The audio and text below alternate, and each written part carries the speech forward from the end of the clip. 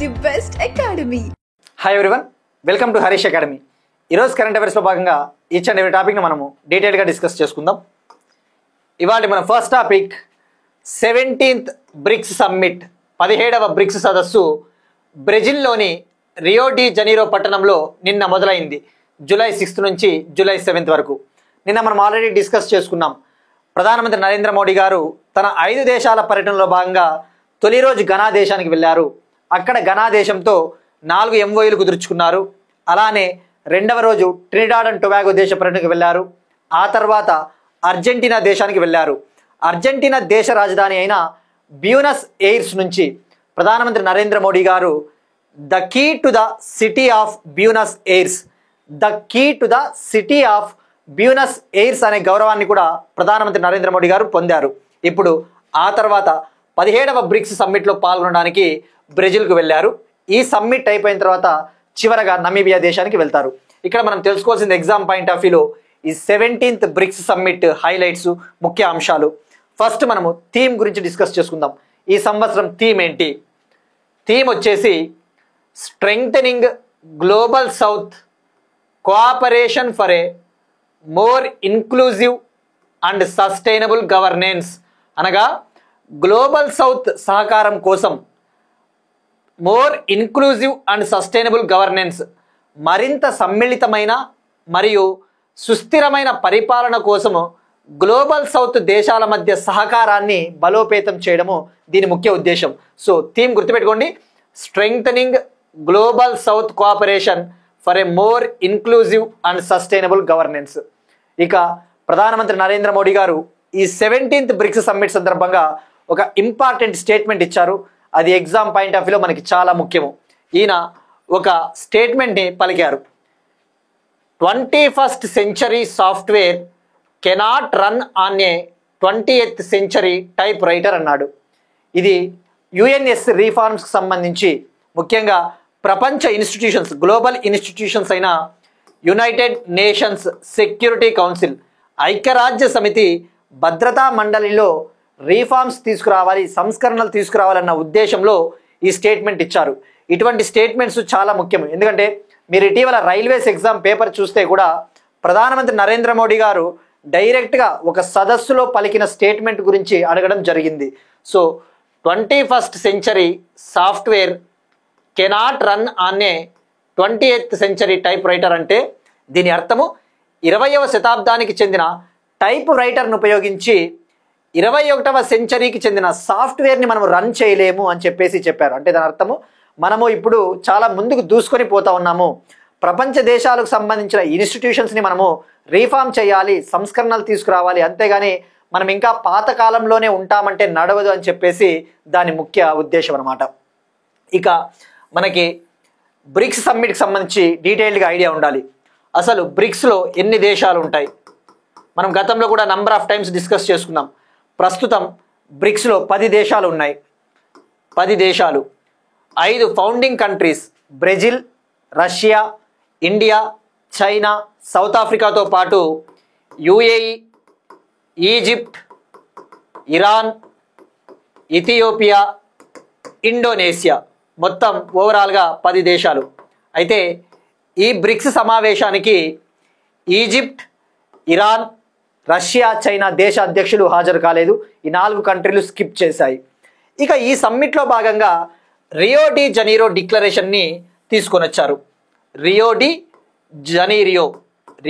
జనీరియో అనే డిక్లరేషన్ని ఈ దేశాలు తీసుకొని రావడము జరిగింది. మనకి ఎగ్జామ్ పాయింట్ ఆఫ్ వ్యూలో ఈ రియో డి జనీరో డిక్లరేషన్లో ఏమున్నాయో తెలుసుకోవాలి.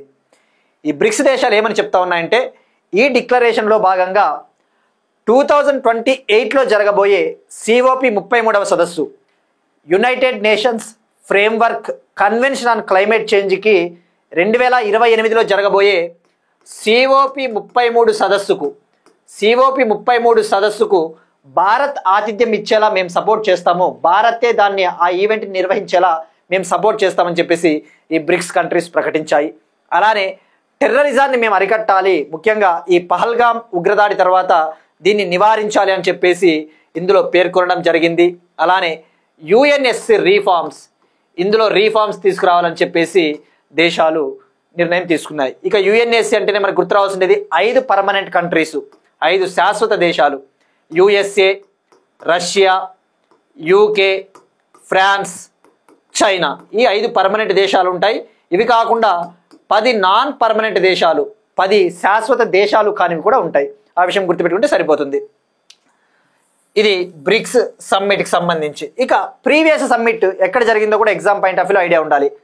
16th బ్రిక్స్ సమ్మిట్ రష్యాలోని కజాన్లో జరిగింది. 16th బ్రిక్స్ సమ్మిట్ రష్యాలోని కజాన్ పట్టణంలో జరిగింది.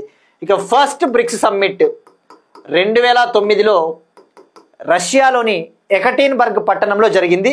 అప్పుడు బ్రిక్ సదస్సుగా జరిగింది. ఎందుకంటే అప్పటికి ఇంకా సౌత్ ఆఫ్రికా జాయిన్ కాలేదు. సౌత్ ఆఫ్రికా 2010లో జాయిన్ అయింది. ఆ విషయం గుర్తుపెట్టుకుంటే సరిపోతుంది.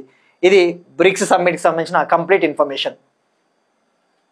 సో ఈ స్టేట్మెంట్ మాత్రము ఏ ఎగ్జామ్స్కైనా, ముఖ్యంగా డిస్క్రిప్టివ్ లాంటి ఎగ్జామ్స్కైనా కూడా మనము కొటేషన్స్లో వాడవచ్చు, లేదంటే ఎస్ఏ అడిగినా అడగవచ్చు. ఇటువంటివి యూపీఎస్సీ కావచ్చు, గ్రూప్ 1 లాంటి వాటికి డైరెక్ట్గా ఈ స్టేట్మెంట్ని ఎస్ఏగా అడిగినా కూడా ఆశ్చర్యపోనక్కర్లేదు. ఎందుకంటే మీరు అబ్జర్వ్ చేస్తే మనం ఇటీవల గిగ్ ఎకానమీ గురించి డిస్కస్ చేసుకున్నాం. గిగ్ ఎకానమీ గురించి డిస్కస్ చేసుకున్నప్పుడు కరెంట్ అఫైర్స్లో భాగంగా దాన్ని మొన్న ఆంధ్రప్రదేశ్లో జరిగిన ఏపీ గ్రూప్ 1 మెయిన్స్లో ఎస్ఏ పేపర్లో డైరెక్ట్గా గిగ్ ఎకానమీ పైన ఎస్ఏ అడగడం జరిగింది. సో మనం చదివేటప్పుడు ప్రతి స్టేట్మెంట్ కూడా డిస్క్రిప్టివ్ పాయింట్ ఆఫ్ వ్యూలో కూడా వెళ్ళిపోతుంది అనే విషయం గుర్తుపెట్టుకుంటే సరిపోద్ది. నెక్స్ట్ వన్, అగైన్ బ్రిక్స్కి సంబంధించి న్యూ డెవలప్మెంట్ బ్యాంక్ వార్తల్లో ఉంది. న్యూ డెవలప్మెంట్ బ్యాంక్, దీన్నే బ్రిక్స్ బ్యాంక్ అంటారు. దీన్నే బ్రిక్స్ బ్యాంక్ అంటారు. ఈ బ్రిక్స్ బ్యాంక్ని 2015లో ఏర్పాటు చేయడం జరిగింది. 5 ఫౌండింగ్ కంట్రీస్ అయిన బ్రిక్స్ దేశాలు Brazil, Russia, India, China, South Africa 2014లో జరిగిన బ్రిక్స్ సమ్మిట్ వద్ద దీన్ని తీసుకురావాలని చెప్పేసి నిర్ణయం తీసుకున్నారు. ఫైనల్గా 2015లో ఏర్పాటైంది. దీని హెడ్ క్వార్టర్స్ చైనాలోని షాంఘై. ఇప్పుడు ఈ న్యూ డెవలప్మెంట్ బ్యాంకులోకి అఫీషియల్గా అధికారికంగా 2 దేశాలు జాయిన్ అయ్యాయి, కొలంబియా, ఉజ్బెకిస్తాన్. సో ఇప్పుడు ఈ 2 కంట్రీలు జాయిన్ అవ్వడం ద్వారా ఓవరాల్గా ఈ న్యూ డెవలప్మెంట్ బ్యాంకులో కంట్రీస్ 11 అయినట్టు మనకి. ఇప్పుడు ఆ 11 కంట్రీస్ మనకి ఐడియా ఉండాలి. 5 బ్రిక్స్ కంట్రీలు Brazil, Russia, India, China, South Africa, మరియు Bangladesh, UAE, Egypt, Algeria, Colombo, Uzbekistan 11 దేశాలు. గుర్తుపెట్టుకోండి, న్యూ డెవలప్మెంట్ బ్యాంకులో ఉన్న అన్ని మెంబర్లు కూడా బ్రిక్స్లో మెంబర్స్ కాదు. బ్రిక్స్లో ఉన్న అన్ని మెంబర్స్ కూడా న్యూ డెవలప్మెంట్లో బ్యాంకులో మెంబర్స్ కాదన్న విషయం గుర్తుపెట్టుకోండి, కన్ఫ్యూజ్ అవ్వకూడదు. ఇక న్యూ డెవలప్మెంట్ బ్యాంక్కి ఫస్ట్ ప్రెసిడెంట్గా ఇండియాకు చెందిన కేవీ కామత్ గారు పనిచేశారు. ఇది న్యూ డెవలప్మెంట్ బ్యాంక్ సంబంధించిన information. Next one, state specific. Ration పంపిణీకి ఆధార్ ముఖ గుర్తింపును ఉపయోగించిన మొదటి రాష్ట్రంగా హిమాచల్ ప్రదేశ్. రేషన్ డిస్ట్రిబ్యూషన్ కోసము నేషనల్ ఫుడ్ సెక్యూరిటీ యాక్ట్ 2013 ఉంది కదా, జాతీయ ఆహార భద్రతా చట్టం 2013 కింద పబ్లిక్ డిస్ట్రిబ్యూషన్ సిస్టంలో భాగంగా, పబ్లిక్ డిస్ట్రిబ్యూషన్ సిస్టమ్ ప్రజా పంపిణీ వ్యవస్థలో భాగంగా పేద ప్రజలకు రేషన్ కార్డు ఉన్న వాళ్ళకి అతి తక్కువ ధరలకు గ్రెయిన్స్ అందించడం జరుగుతుంది. ఇందులో భాగంగా తొలిసారిగా హిమాచల్ ప్రదేశ్ ఆధార్ ఆధారిత ఫేస్ అథెంటికేషన్ సిస్టమ్ని ఉపయోగించిన తొలి రాష్ట్రంగా రికార్డులోకి ఎక్కింది. జనరల్గా పబ్లిక్ డిస్ట్రిబ్యూషన్ సిస్టమ్ కింద ఆహార ధాన్యాలు పంపిణీ చేయాలి అంటే బయోమెట్రిక్ సిస్టము లేదంటే ఓటీపీ ఆధారంగా అట్లా పంపిణీ చేస్తారు. దానివల్ల ఏమవుతుంది, చాలా టెక్నికల్ గ్లిచెస్ ఉంటాయి, అంటే సాంకేతికత సమస్యలు, బయోమెట్రిక్ సమస్యలు రావడానికి ఛాన్స్ ఉంటాయి. బట్ అలా కాకుండా వాటిని నివారించాలి అంటే ఒక మొబైల్లో ఒక సాఫ్ట్వేర్, ఒక అప్లికేషన్ ఆధారంగా ఆ ఫెయిర్ ప్రైస్ షాప్ ఉంటుంది కదా, ఆ ration card shop owner mobile ఫోన్లో ఒక అప్లికేషన్ ఇన్స్టాల్ చేసుకోవడం జరుగుతుంది. ఆ అప్లికేషన్ ఉపయోగించి ఫేస్ అథెంటికేషన్, ముఖ కవళిక గుర్తింపుల ద్వారా ప్రజా పంపిణీ వ్యవస్థను సమర్థవంతంగా అమలు చేయడానికి అవకాశం ఉందని చెప్పేసి ఈ ప్రోగ్రామ్ని తీసుకొని వచ్చారు. ఇది మనకి స్టాటిక్ పాయింట్ ఆఫ్ వ్యూలో, కానీ ఎకానమీ పాయింట్ ఆఫ్ వ్యూలో లేదంటే పాలిటీ పాయింట్ ఆఫ్ వ్యూలో డెఫినెట్లీ పబ్లిక్ డిస్ట్రిబ్యూషన్ సిస్టమ్ గురించి మినిమం ఐడియా ఉండాలి. ఎందుకంటే మినిమం అట్లీస్ట్ ఐడియా ఉండాలి.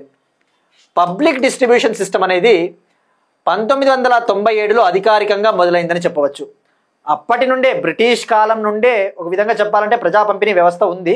బట్ అధికారికంగా భారతదేశంలో 1997లో మొదలైందని చెప్పవచ్చు.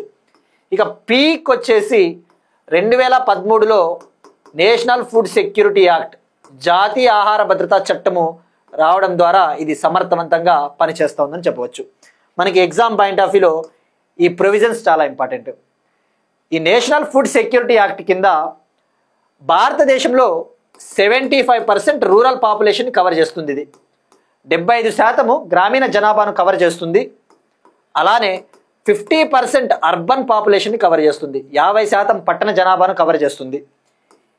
ఈ చట్టము కింద ఈ పీడిఎస్లో భాగంగా ప్రతి ఫ్యామిలీలోని ప్రతి వ్యక్తికి కూడా నెలకు 5 కేజీల ఆహార ధాన్యాలు 5 kg per person per month ఇవ్వడం జరుగుతుంది అతి తక్కువ ధరలకే.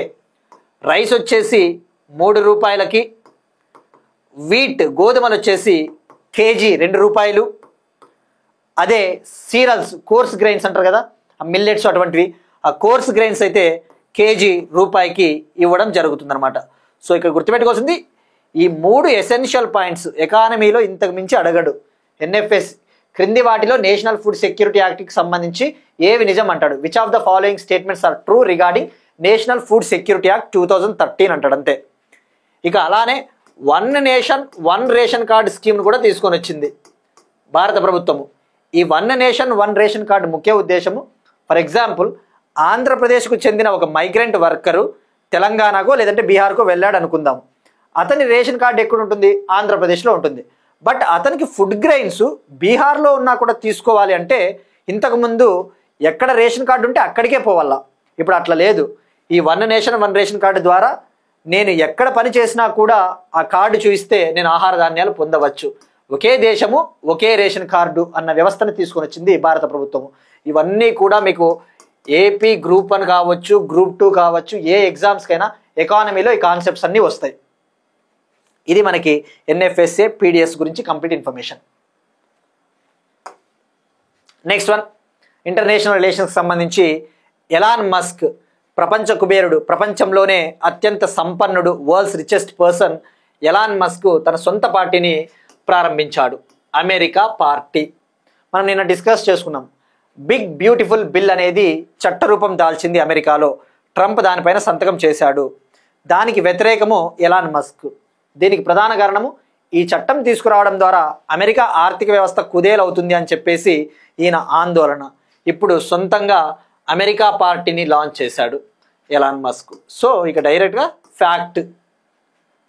ఇక ఎప్పుడైనా ఒక స్టేట్ లేదా ఒక కంట్రీ మనం వార్తల్లో ఉన్నప్పుడు మనం లింక్ చేసుకోవాల్సింది అసలు ఆ దేశంలోని ఏ సిటీల్లో ఏం ఈవెంట్స్ జరుగుతూ ఉన్నాయి. ఫర్ ఎగ్జాంపుల్ మీరు అబ్జర్వ్ చేస్తే ఎస్టర్డే అండ్ టుడే ఆల్సో అమెరికాలోని టెక్సాస్ సిటీలో flash floods are continuing like anything.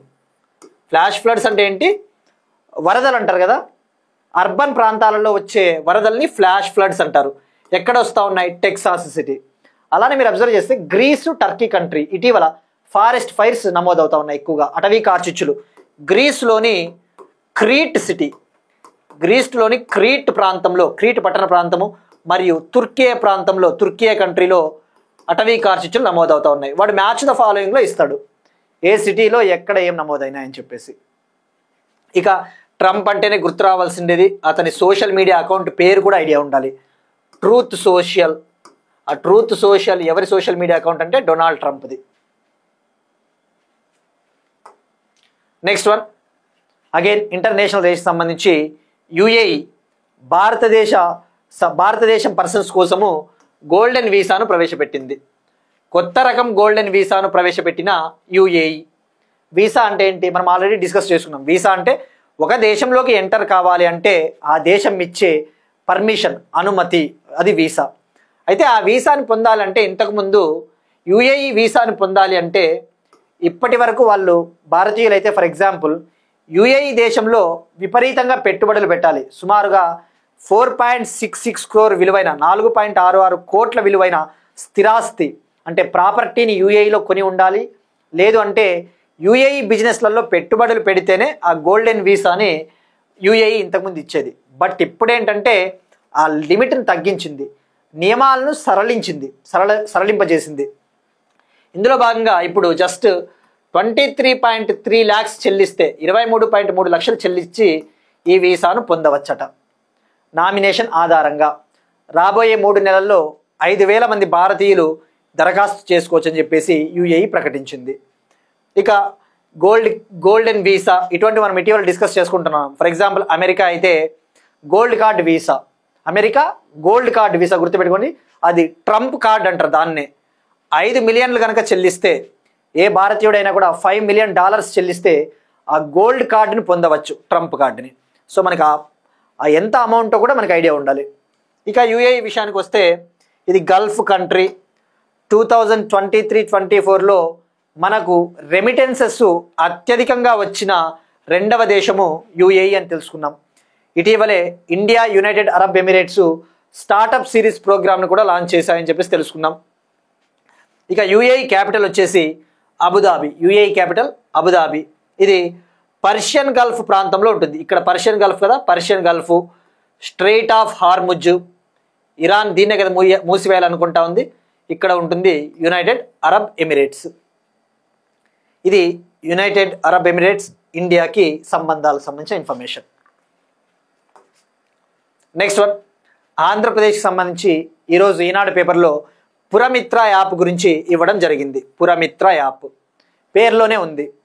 Puramitra అంటే మున్సిపల్ సర్వీసెస్ని అందించడానికి, మున్సిపల్ సేవలను అత్యుత్తమంగా ఎవరికైనా ప్రజలకు ఇబ్బందులు వస్తే ఎటువంటి సమస్య లేకుండా సకాలంలో 1-2 రోజుల్లోనే పరిష్కరింపజేసేలా ఆంధ్రప్రదేశ్ ప్రభుత్వం 2025 ఫిబ్రవరిలో వెస్ట్ గోదావరిలోని తణుకు, పశ్చిమ గోదావరిలోని తణుకు వద్ద ఈ పురమిత్ర యాప్ని ఏపీ చీఫ్ మినిస్టర్ మరియు ఆంధ్రప్రదేశ్ పట్టణాభివృద్ధి శాఖ మంత్రి పి నారాయణ గారు కలిసి ప్రారంభించారు. దీన్ని లాంచ్ చేశారు. ఎక్కడ అంటే 2025 ఫిబ్రవరిలో స్వచ్ఛ ఆంధ్ర, స్వర్ణ ఆంధ్ర ఈవెంట్ జరిగింది తణుకులో, అప్పుడు దీన్ని లాంచ్ చేశారు. ఇందులో భాగంగా 150 రకాల సేవలు అందిస్తారట. 150 రకాల సేవలు అంటే మనము ఈ పురమిత్ర యాప్ని ఉపయోగించి వాటర్ ట్యాక్సులు, ప్రాపర్టీ ట్యాక్సులు, ఏమైనా సమస్యలు ఉంటే కూడా మనము చెప్పుకోవచ్చు. మనకి ఏదైనా ఒక సమస్య ఉందనుకో, అక్కడ ఆ సమస్యకు సంబంధించిన ఒక ఫోటో తీసి మన మొబైల్ అప్లికేషన్లో అప్లోడ్ చేసి ఆ విషయాన్ని మనం వాయిస్ రికార్డ్ రూపంలో గనక పంపిస్తే ఆ ఇన్ఫర్మేషను నోడల్ ఆఫీసర్కి, సంబంధిత అధికారికి చేరుతుంది. తద్వారా మన సమస్యను 1 or 2 డేస్లో పరిష్కరిస్తారు. ఒకవేళ చాలా పెద్ద సమస్యలు అయితే అట్లీస్ట్ 15 డేస్ తీసుకుంటుందని చెప్పేసి ఈ పురమిత్ర యాప్ చెప్తా ఉంది. ఇక అలానే పురమిత్ర యాప్ లాంటిది ఆంధ్రప్రదేశ్ ప్రభుత్వము వాట్సాప్ గవర్నెన్స్ సేవల కోసము మనమిత్ర యాప్ కూడా లాంచ్ చేసిందని చెప్పేసి మనము తెలుసుకున్నాం గతంలో. ఈ మనమిత్ర ఏంటి? ఇది వాట్సాప్ గవర్నెన్స్ సేవలు, లైక్ రేషన్ కార్డు సర్వీసెస్, ఏవైనా కూడా 10th క్లాసు ఇంటర్కి సంబంధించి మార్క్స్ మనము ఆన్లైన్లో వాట్సాప్ను ఉపయోగించి కనుక్కోవచ్చు ఇప్పుడు హాల్ టికెట్ నెంబర్ ఎంటర్ చేస్తే. సో మనమిత్ర వాట్సాప్ గవర్నెన్స్ సేవలు భారతదేశంలో మొట్టమొదటిసారిగా వాట్సాప్ ద్వారా గవర్నెన్స్ సేవలను ప్రారంభించిన తొలి రాష్ట్రం ఆంధ్రప్రదేశ్. నెక్స్ట్ వన్, అగైన్ ఆంధ్రప్రదేశ్కి సంబంధించి మస్కిటోలను నివారించడానికి, దోమలను నియంత్రించడానికి ఒక రియల్ టైం సిస్టమ్ని ప్రారంభించబోతా ఉంది. Real time system. ఈ రియల్ టైం సిస్టమ్ వచ్చేసి ఏఐ ఆధారిత స్మార్ట్ మస్కిటో కంట్రోల్ సిస్టమ్, అంటే ఆర్టిఫిషియల్ ఇంటెలిజెన్స్ బేస్డ్. ఇందులో సెన్సార్లు, డ్రోన్లు అటువంటివి ఉపయోగించడం జరుగుతుంది. ఇందులో భాగంగా ఏం చేస్తారు అంటే, ఫర్ ఎగ్జాంపుల్ దోమలు ఎక్కడైతే ఎక్కువగా ఉన్నాయో ఆ ప్రాంతాలలో ఈ సెన్సార్లను ఏర్పాటు చేస్తారు. ఆ సెన్సార్లు ఏర్పాటు చేసినప్పుడు అక్కడ దోమలు ఎన్ని ఉన్నాయి, అవి ఏ స్థాయిలో ఉన్నాయని చెప్పేసి దానికి సంబంధించిన డేటా అంతా కూడా సంబంధిత కంట్రోల్ రూమ్కి పంపించడం జరుగుతుంది. ఆ కంట్రోల్ రూమ్కి పంపించగానే ఓహో ఈ ప్రాంతంలో ఇన్ని దోమలు ఉన్నాయని చెప్పేసి ఆ డెన్సిటీ ప్రాంతాలను గుర్తించి డ్రోన్ల సహాయంతో రసాయన మందుల్ని, ఈ దోమల్ని చంపడానికి రసాయన మందుల్ని స్ప్రే చేయడం జరుగుతుంది. సో ఇది రియల్ టైం సిస్టమ్ అని చెప్పవచ్చు. Real time. ప్రయోగాత్మకంగా 6 మున్సిపల్ కార్పొరేషన్స్లోని పైలట్ ప్రాజెక్టులో భాగంగా ఆంధ్రప్రదేశ్లోని 6 మున్సిపల్ కార్పొరేషన్స్లోని 66 ప్రాంతాలను సెలెక్ట్ చేసుకున్నారు.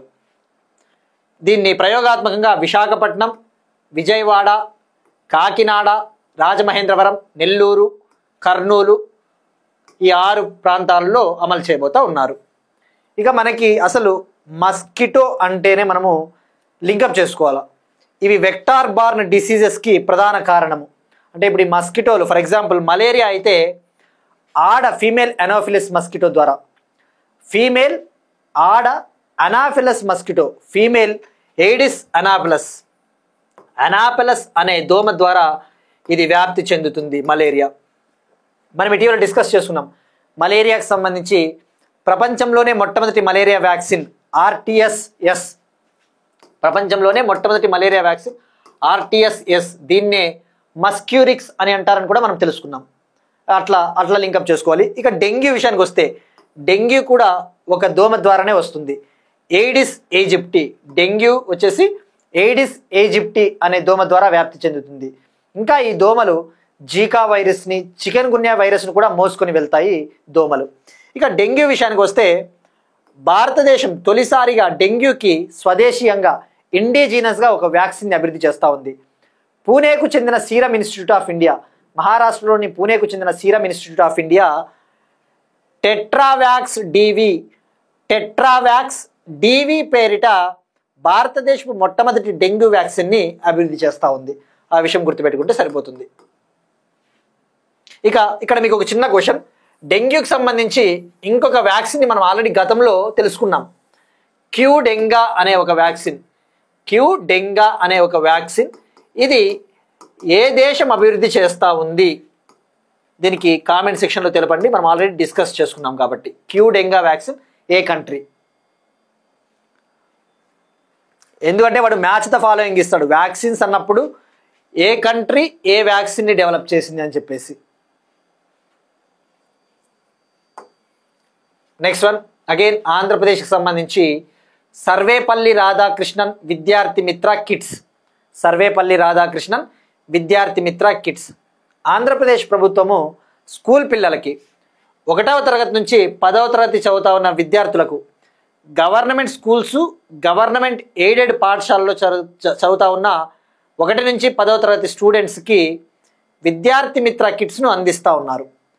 ఈ కిట్స్లో భాగంగా 3 సెట్ల యూనిఫామ్లు, 3 జతల యూనిఫాము, 1 పెయిర్ షూస్, 1 జత బూట్లు, 2 పెయిర్స్ ఆఫ్ సాక్స్, 2 జతల సాక్స్లు, belt, school bags, text books, 6వ తరగతి స్టూడెంట్స్కి అయితే ఆక్స్ఫర్డ్ ఇంగ్లీష్ డిక్షనరీ, 1వ తరగతి స్టూడెంట్స్కి అయితే పిక్టోరియల్ డిక్షనరీ, బొమ్మలతో కూడిన డిక్షనరీని అందిస్తూ ఉన్నారు. మనకి ఎగ్జామ్ పాయింట్ ఆఫ్ వ్యూలో ఇది ఎలా అంటే డైరెక్ట్గా అడుగుతాడు. ఆంధ్రప్రదేశ్ ప్రభుత్వం లాంచ్ చేసిన విద్యార్థి మిత్ర కిట్స్ స్కీమ్ పేరెంట్ అని చెప్పేసి 4 పేర్లు ఇస్తాడు. ఇక ఈ అకాడమిక్ ఇయర్ ప్రస్తుతం ఈ అకాడమిక్ ఇయర్లో 953 కోట్లతో 35.94 lakh స్కూల్ కిట్స్, 35.94 లక్షల స్కూల్ కిట్స్ని పంపిణీ చేశారట. దీనికోసం ఆంధ్రప్రదేశ్ ప్రభుత్వము నాణ్యమైన స్కూల్ కిట్లను, నాణ్యమైన విద్యార్థి మిత్ర కిట్లను అందించడం కోసం ఆంధ్రప్రదేశ్ ప్రభుత్వము క్వాలిటీ కౌన్సిల్ ఆఫ్ ఇండియాతో ఒక ఒప్పందం కూడా కుదుర్చుకునింది. ఇందులో భాగంగా 3 స్టేజ్ల్లో ఈ విద్యార్థి మిత్ర కిట్లను, వీటి నాణ్యతను పరీక్షించడము, వీటి క్వాలిటీని టెస్ట్ చేయడం జరుగుతుంది. 3 స్టేజ్. ఇవన్నీ కూడా స్టేట్మెంట్స్లో అడగడానికి ఛాన్స్ ఉంటాయి. రేపు పొద్దున్న ఏపీ గ్రూప్ 2 పడినా, ఏపీ గ్రూప్ 1 అయినా, కోర్ట్ ఎగ్జామ్స్ అయినా, ఇవన్నీ కూడా. నెక్స్ట్ వన్ ఎనర్జీ సెక్యూరిటీకి సంబంధించి భారతదేశంలో న్యూక్లియర్ ఎనర్జీని ఇంప్రూవ్ చేయడం కోసం, న్యూక్లియర్ ఎనర్జీని అభివృద్ధి చేయడం కోసము, న్యూక్లియర్ ఎనర్జీని ప్రోత్సహించడం కోసము గుజరాత్లోని కాక్రాపార్ అణు విద్యుత్ కేంద్రం, కాక్రాపార్ న్యూక్లియర్ ప్లాంట్ వద్ద ఉన్న 2 స్వదేశీ ప్రెజరైజ్డ్ హెవీ వాటర్ రియాక్టర్లకు, 2 ఇండిజినస్ ప్రెజరైజ్డ్ హెవీ వాటర్ రియాక్టర్లకు అటామిక్ ఎనర్జీ రెగ్యులేటరీ బోర్డు, భారత అణుశక్తి నియంత్రణ బోర్డు లైసెన్స్ మంజూరు చేసింది. గుజరాత్లోని కాక్రాపార్ అణు విద్యుత్ కేంద్రం వద్ద 2 indigenous pressurized heavy water reactors ఉన్నాయట. వాటిని ఆపరేషనలైజ్ చేయడానికి, వాటి కార్యకలాపాలను ప్రారంభించడానికి ఈ atomic energy regulatory board nuclear power corporation of India లిమిటెడ్కి లైసెన్స్ మంజూరు చేసింది. దీనికి ప్రధాన కారణం భారతదేశంలో న్యూక్లియర్ ప్లాంట్లను నిర్మించే బాధ్యత, అణు రియాక్టర్లను నిర్మించే బాధ్యత ఎన్పిసిఐఎల్ చూసుకుంటుంది. ఎన్పిసిఐఎల్. ఇక మనం తెలుసుకోవాల్సింది అసలు ప్రెజరైజ్డ్ హెవీ వాటర్ రియాక్టర్ అంటే ఏంటి, ఎందుకంటే ఇది మనకి చాలా ఇంపార్టెంట్ ఎస్ఎంటీలో. First of all, nuclear energy as of April 2025 నాటికి, ఏప్రిల్ 2025 నాటికి ఇండియాలో న్యూక్లియర్ ఎనర్జీ ఇన్స్టాల్డ్ కెపాసిటీ వచ్చేసి 8.88 గిగావాట్స్ ఉంది. ఇక అసలు ప్రెజరైజ్డ్ హెవీ వాటర్ రియాక్టర్ అంటే ఏంటో ఐడియా ఉండాలి. అర్థం కాదు ఇది, but I want make it simple for you. Definitely మీకు సింపుల్గా అర్థమయ్యేటట్లయితే చెప్తాను. ఇప్పుడు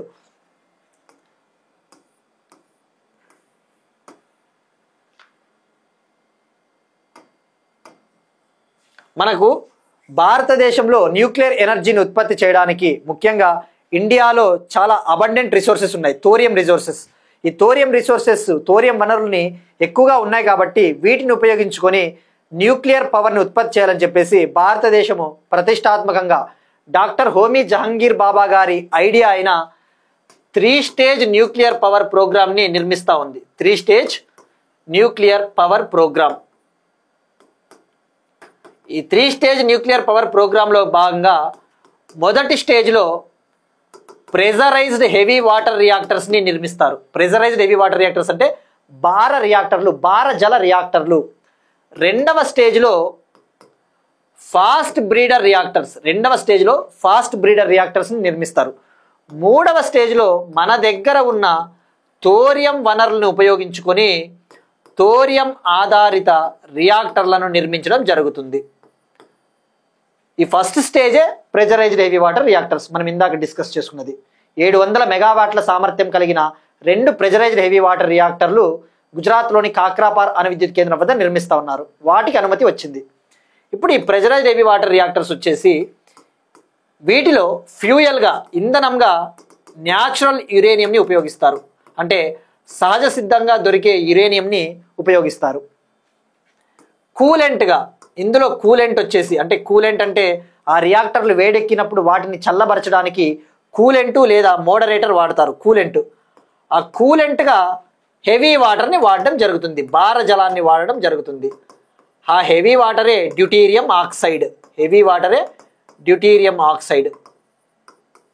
ఇది PHWRకి సంబంధించి. మరి న్యాచురల్ యురేనియము ఎక్కువగా సహజ సిద్ధంగా లభించే యురేనియంలో ఎక్కువగా 99% యురేనియం 238 ఉంటుంది. గుర్తుపెట్టుకోండి, 99% యురేనియం 238 ఉంటుంది. మిగతా 0.7% యురేనియం 235, యురేనియం 234 ఉంటుంది. బట్ 99% సహజ సిద్ధమైన యురేనియం 238. ఇది మనకి జనరల్ సైన్స్లో కూడా వెళ్ళిపోతాయి, ఐసోటోప్స్ అటువంటి కాన్సెప్ట్స్లో. ఇక ఫస్ట్ స్టేజ్లో ఏదైతే అవుట్పుట్ వస్తుందో, మొదటి స్టేజ్లో వచ్చిన అవుట్పుట్టే ప్లూటోనియం 239. మొదటి స్టేజ్లో వచ్చిన అవుట్పుట్ ప్లూటోనియం 239. కొద్దిగా మిగిలిపోయిన యురేనియంను ఉపయోగించుకొని రెండవ స్టేజ్లో వాడడం జరుగుతుంది. సో ఇది 3 స్టేజ్ న్యూక్లియర్ పవర్ ప్రోగ్రామ్ సంబంధించి. ఇప్పుడు ఐ థింక్ క్లారిటీ వచ్చి ఉంటుంది ప్రెజరైజ్డ్ హెవీ వాటర్ రియాక్టర్ అంటే. ఇక ఇండియాలో ఈ న్యూక్లియర్ ప్లాంట్స్ ఎన్ని ఉన్నాయో తెలుసుకోవాలి. ఓవరాల్గా ప్రస్తుతం వచ్చేసి ఇండియాలో 220 మెగావాట్ల సామర్థ్యం కలిగిన ప్రెజరైజ్డ్ హెవీ వాటర్ రియాక్టర్లు 15 ఉన్నాయి. 220 మెగావాట్ల సామర్థ్యం కలిగిన ప్రెజరైజ్డ్ హెవీ వాటర్ రియాక్టర్లు 15 ఉన్నాయి. 540 మెగావాట్ల సామర్థ్యం కలిగిన 2 ప్రెజరైజ్డ్ హెవీ వాటర్ రియాక్టర్లు ఉన్నాయి. అలానే 700 మెగావాట్ల సామర్థ్యం కలిగిన ఒక ప్రెజరైజ్డ్ హెవీ వాటర్ రియాక్టర్ రాజస్థాన్లోని రవత్ బాటా న్యూక్లియర్ ప్లాంట్ వద్ద ఉంది. ఇది ఈ సంవత్సరమే తన ఆపరేషన్స్ని ప్రారంభించింది. ఇప్పుడు ఈ రెండింటికి అనుమతి వచ్చింది. ఇక ఇండియాలో న్యూక్లియర్ ప్లాంట్స్ ఎక్కడెక్కడ ఉన్నాయో మినిమం ఐడియా ఉండాలి. ఎందుకంటే ఇలాంటి టాపిక్స్ మళ్ళీ వస్తుంటాయి కాబట్టి ఈ న్యూక్లియర్ ఎనర్జీకి సంబంధించి మనం ఒకేసారి డీటెయిల్గా తెలుసుకుంటే సరిపోద్ది. ఇండియాలో ఉత్తరప్రదేశ్లోని నరోరా వద్ద ఒక న్యూక్లియర్ ప్లాంట్ ఉంది. ఉత్తరప్రదేశ్లోని నరోరా. కర్ణాటకలోని కైగా న్యూక్లియర్ పవర్ ప్లాంట్, కర్ణాటక కైగా. గుజరాత్లోని కాక్రాపార్, మహారాష్ట్రలోని తారాపూర్, తమిళనాడు కూడంకులం, రాజస్థాన్లో రవట్ బాటా. ఇవి న్యూక్లియర్ ప్లాంట్స్.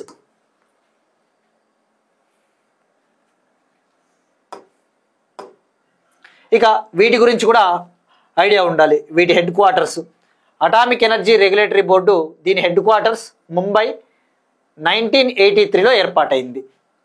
ఇక nuclear power corporation of India limited, ఇది ఒక public sector undertaking, PSU company. ఇది 1987లో ఏర్పాటైంది. దీని హెడ్ క్వార్టర్స్ కూడా ముంబైయే.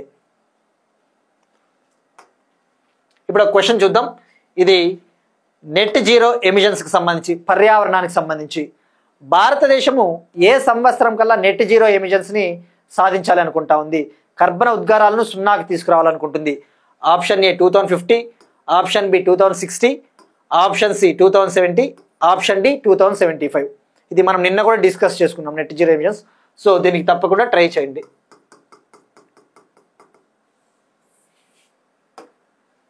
ఇక నిన్న అడిగిన క్వశ్చన్స్ వచ్చేసి, ఆస్ట్రేలియా ప్రైమ్ మినిస్టర్ అంటే యాంథోనీ ఆల్బనీస్ గారు. ఇక రీసెర్చ్ అండ్ డెవలప్మెంట్ ఇన్నోవేషన్ ఫండ్కి కేటాయించిన బడ్జెట్ 1,00,000 కోట్లు. నాసాకు చెందిన టైటాన్ స్పేస్ మిషన్ 2029లో దానికోసం సెలెక్ట్ అయిన ఇండియన్ ఎవరు అంటే, ఫస్ట్ ఇండియన్ ఆంధ్రప్రదేశ్కు చెందిన జాహ్నవి దంగేటి. ఇక క్లైమేట్ రెసిలియంట్ వీట్ ఇనిషియేటివ్ని లాంచ్ చేసిన దేశం ఘనా దేశం. Next one, defence and science and టెక్నాలజీకి సంబంధించి భారతదేశపు మొట్టమొదటి ఫోటోనిక్ రాడార్. అసలు రాడార్ అంటే ఏంటి? రాడార్ అంటే మీరు బీటెక్లో ఎలక్ట్రానిక్స్ అండ్ కమ్యూనికేషన్ ఇంజనీరింగ్లో చదివితే ఈసీఈలో ఫైనల్ ఇయర్లో శాటిలైట్ కమ్యూనికేషన్ ఒక సిలబస్ ఉంటుంది. శాటిలైట్ కమ్యూనికేషన్ అనేది ఒక కోర్స్. ఆ శాటిలైట్ కమ్యూనికేషన్లో మనం రాడార్స్ గురించి చదువుతాం. రాడార్ అంటే radio detection and ranging. Detect చేయడానికి, శత్రు దేశాలకు చెందిన ఆబ్జెక్ట్స్ని డిటెక్ట్ చేయాలి, వాటిని గుర్తించడానికి రాడార్స్ని వాడతారనమాట. మరి ఇప్పుడు ఇండియాలో డిఆర్డిఓకు చెందిన, DRDO defence research and development ఆర్గనైజేషన్కు చెందిన electronics and radar development establishment laboratory, ఇది బెంగళూరులో ఉంటుంది. ఇది భారతదేశపు ఫస్ట్ ఫోటానిక్ రాడార్ని అభివృద్ధి చేసింది. మరి దీని ముఖ్య ఉద్దేశం ఏంటి, ఉపయోగాలు? ఇది రక్షణ రంగంలో ఒక విప్లవం అని చెప్పవచ్చు. డిఫెన్స్ సెక్టార్లో ఇప్పటి వరకు మనము కన్వెన్షనల్ రేడార్స్ని ఉపయోగిస్తూ ఉన్నాం. ఈ కన్వెన్షనల్ రేడార్స్ని ఉపయోగించి ఏంటంటే, ఇవి రేడియో ఫ్రీక్వెన్సీ వేవ్స్ని ఉపయోగిస్తాయి.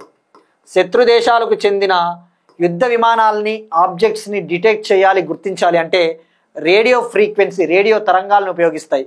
అయితే దీనికి ఉన్న నెగిటివ్ డిసడ్వాంటేజ్, దాన్ని ఏమంటారు, ఒక పరిమితి ఏంటంటే, ఇది శత్రు దేశాలకు చెందిన స్టెల్త్ యుద్ధ విమానాలని, స్టెల్త్ టెక్నాలజీని గుర్తించలేదు, డిటెక్ట్ చేయలేదు. ఎందుకంటే ఇది రేడియో వేవ్స్ని మాత్రమే ఉపయోగిస్తుంది కాబట్టి.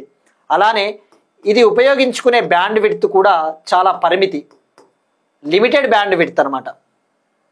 అదే ఫోటోనిక్ రేడార్ అయితే ఇది కాంతి తరంగాలను ఉపయోగిస్తుంది. ఫోటోనిక్ వేవ్స్ను ఉపయోగించి శత్రు దేశాలకు చెందిన స్టెల్త్ యుద్ధ విమానాలను కూడా గుర్తించగలదు. స్టెల్త్ అంటే అతి తక్కువ ఎత్తులో పోయే యుద్ధ విమానాలను కూడా గుర్తించగలదు ఫోటోనిక్ రేడార్. ఇది ఫోటోనిక్ వేవ్స్, కాంతి తరంగాలను ఉపయోగిస్తుంది. ఆ విషయం గుర్తుపెట్టుకోండి. ఇక అలానే దీని బ్యాండ్ విడ్త్ కూడా విస్తృతంగా ఉంటుంది, huge band width it can use. Next one, again డిఫెన్స్కి సంబంధించి నావికా కార్యకలాపాల కోసం స్వదేశీ యాంటీ డ్రోన్ వ్యవస్థను అభివృద్ధి చేయనున్న Hindustan shipyard limited. Naval operations కోసం, ముఖ్యంగా సముద్ర గర్భంలో శత్రు దేశాలు అమర్చిన జలంతర్గాములు, ఏవైనా డ్రోన్స్ని పసిగట్టి వాటిని ధ్వంసం చేయడం కోసము ఇండిజీనస్గా, స్వదేశీయంగా ఒక యాంటీ డ్రోన్ వ్యవస్థను అభివృద్ధి చేయబోతా ఉన్నారు హిందుస్థాన్ షిప్ యార్డ్ లిమిటెడ్. దీనికి సంబంధించి వీళ్ళు పెంటగాన్ ఇండియా ప్రైవేట్ లిమిటెడ్ సంస్థతో ఒక ఒప్పందం కుదుర్చుకున్నారు. ఇందులో భాగంగా వీళ్ళు తయారు చేయబోయే ఈ యాంటీ డ్రోన్ సిస్టమ్ ఏం చేస్తారు అంటే, సముద్ర గర్భంలో అండర్ సీలో ఏర్పాటు చేస్తారు. అవి శత్రు దేశాలకు చెందిన డ్రోన్లను పసిగడుతుంది. ఈవెన్ 30 కిలోమీటర్ల దూరంలో ఉన్నా కూడా, శత్రు దేశాలకు చెందిన యుద్ధ నౌకల్లో వాడే డ్రోన్లు 30 కిలోమీటర్ల దూరంలో ఉన్నా కూడా ఇది పసిగట్టి ధ్వంసం చేయగలదు అనమాట. సో ఇది real time detection tracking. Just ఈ రేంజ్ గుర్తుపెట్టుకుంటే సరిపోతుంది. నెక్స్ట్ వన్, హెల్త్ సెక్టార్కి సంబంధించి ఆరోగ్య పరిశోధన కోసం జాతీయ బయో బ్యాంకును లాంచ్ చేసిన మినిస్టర్. National bio bank. ఈ నేషనల్ బయో బ్యాంక్ అంటే ఒక హెల్త్ డేటాబేస్ అని చెప్పవచ్చు. అంటే ఇప్పుడు ఫర్ ఎగ్జాంపుల్ మనకు సంబంధించిన ఆరోగ్య డేటా, హెల్త్ డేటా, మనం ఎటువంటి ఆహారాన్ని తీసుకుంటున్నాము, మన లైఫ్ స్టైల్ ఎలా ఉంది, అటువంటి ఇన్ఫర్మేషన్ అంతా కూడా ఒక డేటా బ్యాంకులో భద్రపరచడము. ఈ నేషనల్ బయో బ్యాంక్ని కేంద్ర సైన్స్ అండ్ టెక్నాలజీ సహాయ మంత్రి డాక్టర్ జితేంద్ర సింగ్ గారు లాంచ్ చేశారు. దీన్ని న్యూఢిల్లీలోని సిఎస్ఐఆర్కు చెందిన council for scientific and industrial రీసెర్చ్కు చెందిన institute of genomics and integrative biology వద్ద దీన్ని లాంచ్ చేయడం జరిగింది. ఇది ఫీనోమ్ ఇండియా ప్రాజెక్టులో భాగము. National bio bank. అసలు నేషనల్ బయో బ్యాంక్కి జీనోమ్ ఇండియాకి డిఫరెన్సెస్ తెలియాలి. మనకి 2 ప్రాజెక్టులు ఉన్నాయి. జీనోమ్ ఇండియా ప్రాజెక్ట్ అని ఒకటి ఉంది, ఫీనోమ్ ఇండియా ప్రాజెక్ట్ అని. ఫీనోమ్ ఇండియా ప్రాజెక్ట్. ఈ జీనోమ్ ఇండియా ప్రాజెక్ట్ని 2020 సంవత్సరంలో లాంచ్ చేశారు. Ministry of science and technology కింద ఉండే డిపార్ట్మెంట్ ఆఫ్ బయోటెక్నాలజీ 2020 సంవత్సరంలో లాంచ్ చేశారు. ఈ జీనోమ్ ఇండియా ప్రాజెక్టులో భాగంగా భారతదేశానికి చెందిన వివిధ ప్రాంతాల్లో ఉన్న వివిధ జాతులకు చెందిన 10,000 మంది భారతీయుల జీన్స్ని స్టడీ చేయడము, జీన్స్ని మ్యాప్ చేయడము. తద్వారా వివిధ జాతుల్లో ఏ విధమైన జెనెటిక్ డిజార్డర్స్ వస్తూ ఉన్నాయో గుర్తించవచ్చు అనమాట. అదే ఫీనోమ్ ఇండియా ప్రాజెక్ట్ అయితే ఇందులో భాగంగా మన లైఫ్ స్టైల్ ఎలా ఉంది, మనం తీసుకునే ఆహారం ఎలా ఉంది, అటువంటి డేటా అంతా కూడా పొందుపరుస్తారు ఈ ఫీనోమ్ ఇండియా నేషనల్ బయో బ్యాంకులో భాగంగా. తద్వారా భవిష్యత్తులో ఏవైనా వ్యాధులు వచ్చినా కూడా ముందుగానే అడ్వాన్స్డ్ మెడిసిన్స్, అత్యాధునిక చికిత్సా విధానాలని రూపొందించవచ్చు. ఇక ఈ నేషనల్ బయో బ్యాంకులో భాగంగా కూడా 10,000 మంది భారతీయుల హెల్త్ డేటాని పొందుపరుస్తారు. 10,000 మంది భారతీయ డేటా. సో ఈ నెంబర్ గుర్తుపెట్టుకుంటే సరిపోతుంది. ఇక సిఎస్ఐఆర్, ఇది గ్రూప్ 2 పాయింట్ ఆఫ్ వ్యూలో ఏ ఎగ్జామ్కైనా కూడా, ఎస్ఎస్సి ఏ ఎగ్జామ్స్కైనా కూడా ఈ సిఎస్ఐఆర్ హెడ్ క్వార్టర్స్ చాలా ఇంపార్టెంట్. ఇది 1942లో ఏర్పాటైంది. దీనికి అధ్యక్షుడిగా, దీనికి ప్రెసిడెంట్గా ప్రైమ్ మినిస్టర్ వ్యవహరిస్తారు. ఇది 37 లేబొరేటరీల సమూహం, 37 జాతీయ లేబొరేటరీల సమూహం. సిఎస్ఐఆర్ హెడ్ క్వార్టర్స్ న్యూఢిల్లీ. ఇది ministry of science and technology కింద ఉండే ఒక R&D విభాగము. ఇక ఇటువంటివి ఈవెన్ ఏపీ గ్రూప్ 1లో ఎస్ఎన్టీ మీరు అబ్జర్వ్ చేస్తే research and development organisations in India in Andhra Pradesh అని అడుగుతాడు. వాటిలో మనకి డీటెయిల్డ్గా ఐడియా ఉండాలి ఇవి. నెక్స్ట్ వన్, అవార్డ్స్కి సంబంధించి విశ్వంబర జాతీయ పురస్కారానికి సెలెక్ట్ అయిన అస్సామీ కవి నీలిం కుమార్ గారు, అస్సామీ పోయెట్ నీలిం కుమార్ గారు. ఈ విశ్వంబర జాతీయ పురస్కారాన్ని జ్ఞానపీఠ పురస్కార గ్రహీత డాక్టర్ సినారే గారి స్మారకార్థంగా సుశీలా నారాయణ రెడ్డి ట్రస్ట్ వాళ్ళు ఇస్తారు. ఈ సంవత్సరం ప్రముఖ అస్సామీ కవి నీలిం కుమార్ గారిని సెలెక్ట్ చేశారు. ఈ అవార్డులో భాగంగా ఈయనకి ఈ నెల 29న హైదరాబాద్లోని రవీంద్ర భారతిలో జరగనున్న డాక్టర్ సినారాయణ రెడ్డి గారి 94వ జయంతి ఉత్సవంలో ఈయనకు 5 లక్షల క్యాష్, జ్ఞాపిక, ఆ స్టాచ్యూ, ఒక సర్టిఫికేట్తో సన్మానించనున్నట్లు తెలిపారు. ఇక ఈయన అస్సామీ కవి నీలిం కుమార్ గారు 24 కవితా సంపుటాలు వెలువరించారట. 24 కవితా సంపుటాలు. సో ఇక్కడ గుర్తుపెట్టుకోవాల్సింది విశ్వంబర జాతీయ పురస్కారం ఎవరి పేరిట అంటే డాక్టర్ సినారే. నెక్స్ట్ వన్, స్పోర్ట్స్కి సంబంధించి వరల్డ్ బాక్సింగ్ కప్. ఇది 2025లో కజకిస్తాన్లోని ఆస్తానా సిటీలో జరిగింది. ఇందులో భారత్ 11 మెడల్స్ గెలుపొందింది. ఈ టోర్నమెంట్లో 11 మెడల్స్. ఈ బాక్సింగ్ టోర్నమెంట్లో India 3 gold medals, 5 silver medals, 3 bronze medals గెలుపొందింది. ఆ గోల్డ్ మెడల్స్ వచ్చేసి ఒకరు జైస్మిన్ లంబోరియా 57 kg విభాగంలో జైస్మిన్ లంబోరియా, 54 kg విభాగంలో సాక్షి ఈమె తొలి గోల్డ్ మెడల్ అందించింది ఈ ఈవెంట్లో. అలానే 80+ kg విభాగంలో 80కి పైగా కేజీల విభాగంలో నూపూర్, ఈ ముగ్గురు కూడా గోల్డ్ మెడల్స్ గెలుపొందారు. సో గుర్తుపెట్టుకోవాల్సింది ఓవరాల్గా 11 మెడల్స్ ఇండియా గెలుపొందింది, కజకిస్తాన్లో జరిగింది. నెక్స్ట్ వన్, భారత హాకీ క్రీడాకారిణి Deepika global Poligrass magic skill అవార్డుకు నామినేట్. ఇది ఒక ప్రతిష్టాత్మకమైన అవార్డు హాకీ క్రీడకు సంబంధించి. గ్లోబల్ పాలీగ్రాస్ మ్యాజిక్ స్కిల్ అవార్డుకు Indian hockey player Deepika nominate అయింది.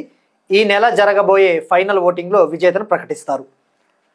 ఈమె 2024-25 ఫెడరేషన్ ఆఫ్ ఇంటర్నేషనల్ హాకీ అంతర్జాతీయ హాకీ సమాఖ్య ప్రో లీగ్ సీజన్లో భాగంగా ప్రపంచ నెంబర్ 1 టీం అయిన నెదర్లాండ్స్తో జరిగిన మ్యాచ్లో ఫీల్డ్ గోల్ సాధించిందట.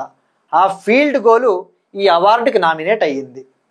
సో విజేతని ప్రకటిస్తారు. ఆ విజేత గురించి మనం అప్పుడు వివరాలు తెలుసుకుందాం. ప్రస్తుతానికైతే ఇండియా నుంచి ఈమె నామినేట్ అయ్యింది. ఇవి ఇవాటి కరెంట్ అఫైర్స్. మనం ఒకసారి క్విక్గా రీక్యాప్ చూద్దాం. 17th BRICS summit Rio de Janeiro Brazil. New development బ్యాంకులో అఫీషియల్గా జాయిన్ అయిన కొలంబియా, ఉజ్బెకిస్తాన్ దేశాలు. రేషన్ పంపిణీకి ఆధార్ ముఖ గుర్తింపును ఉపయోగించిన మొదటి రాష్ట్రంగా హిమాచల్ ప్రదేశ్. కొత్త పార్టీని లాంచ్ చేసిన ఎలాన్ మస్క్ అమెరికా పార్టీ. కొత్త రకం గోల్డెన్ వీసాను ప్రవేశపెట్టిన United Arab Emirates country. Puramitra app Andhra Pradesh. కృత్రిమ మేధస్సు ఆధారిత దోమల నియంత్రణ కార్యక్రమాన్ని ప్రారంభించనున్న ఆంధ్రప్రదేశ్ ప్రభుత్వం. సర్వేపల్లి రాధాకృష్ణన్ విద్యార్థి మిత్ర కిట్లు ఆంధ్రప్రదేశ్. గుజరాత్లో 700 మెగావాట్ల అణు రియాక్టర్లకు లైసెన్స్ మంజూరు చేసిన అటామిక్ ఎనర్జీ రెగ్యులేటరీ బోర్డు.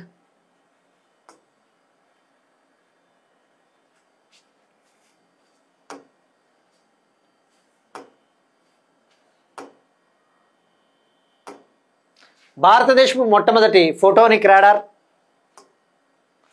నావికా కార్యకలాపాల కోసం స్వదేశీ యాంటీ డ్రోన్ వ్యవస్థను అభివృద్ధి చేయనున్న హిందుస్థాన్ షిప్ యార్డ్ లిమిటెడ్. ఆరోగ్య పరిశోధన కోసం జాతీయ బయోబ్యాంక్ను లాంచ్ చేసిన భారత ప్రభుత్వం. విశ్వంబర జాతీయ పురస్కారంకు సెలెక్ట్ అయిన అస్సామీ పోయెట్ నీలిమ్ కుమార్.